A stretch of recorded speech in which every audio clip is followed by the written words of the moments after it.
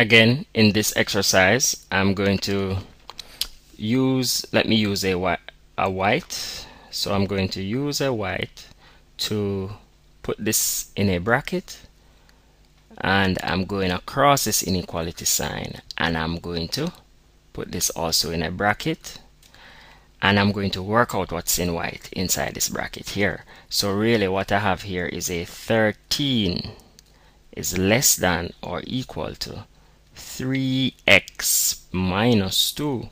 Now I have a 2 being subtracted from 3x, so that simply means I need to add 2 to both sides. Okay, so I have 13 plus 2 is less than or equal to 3x minus 2 plus 2. Now the minus 2 and the plus 2 will cancel out, so I have 13 rather plus 2 will give me a 15 is less than or equal to 3x.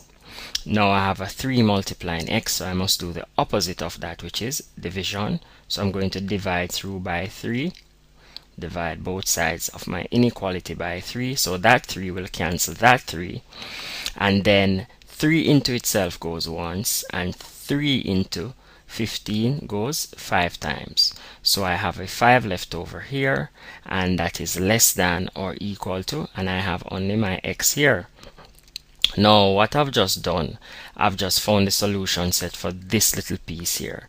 Now I need to do the same thing for the next side. Okay, so here now I am going to put this inside a bracket. And remember now, the types of brackets I'm using, it's of no significance. It's just to distinguish the different parts of the inequality that I'm working out. Okay, so now here, this that I have in blue, I'm going to work in blue on this side. So if you notice, I have my 22. I came across this inequality sign, and I came straight down to the next, and I stopped before I passed it. Okay, so I'm going to say now I have a 3x minus 2, and that is less than 22.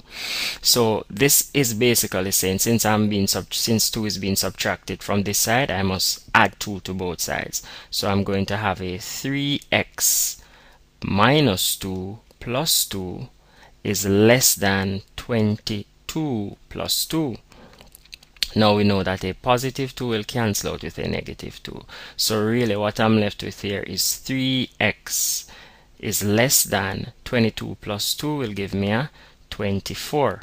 Now I have a 3 again multiplying my x, so it simply means I must do the opposite of multiplication, which is division. So I'm going to divide through by 3.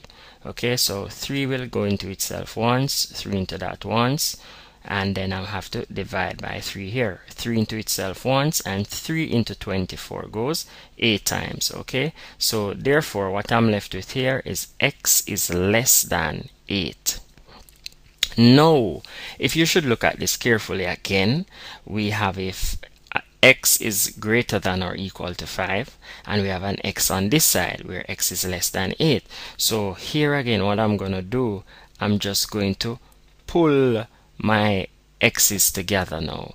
Okay, since I have my x's on both sides, I'm going to pull this together. Okay, it's as if I'm pulling this and pulling this together. So here I would have my x there. So I use this x to replace these two x up there, and on this side I have my x is less than 8, and on this side I have x is, let me change my color a bit, x is greater than or equal to 5.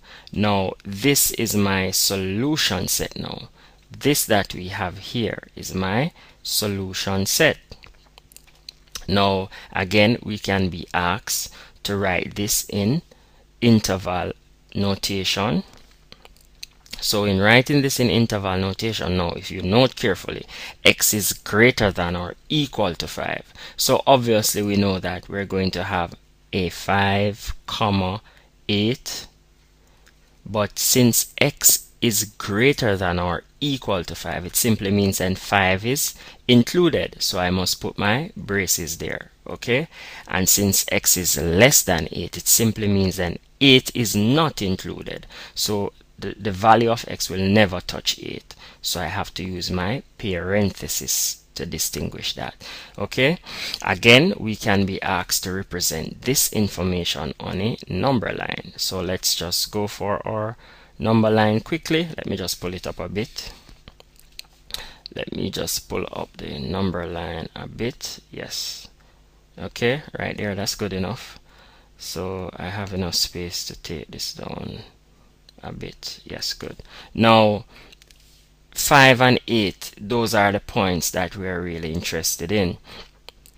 So here, for all intent and purposes, I can start, let's say I start at 4. So this point is 4, 5, 6, 7, 8, 9, 10, 11. Okay, now I'm only interested in my points 5, so I'm going to put my circle above 5. So this is one circle there above 5 and another circle above 8. Those are the 2 points I'm interested in. However, if you note again, when you look at your solution set, x is greater than or equal to, and remember, once it says greater than or equal to, we have to shade that circle. Okay, and all I'm going to do now is to connect the circle. Now remember, this circle cannot be shaded because it's less than, and if you notice, it's a parenthesis. So that's how we write in interval notation, and that is how we represent on a number line. It's that easy. If you still have any questions, feel free to post your questions or comments, and we'll get back to you as soon as possible. We're cool like that. Okay, bye bye.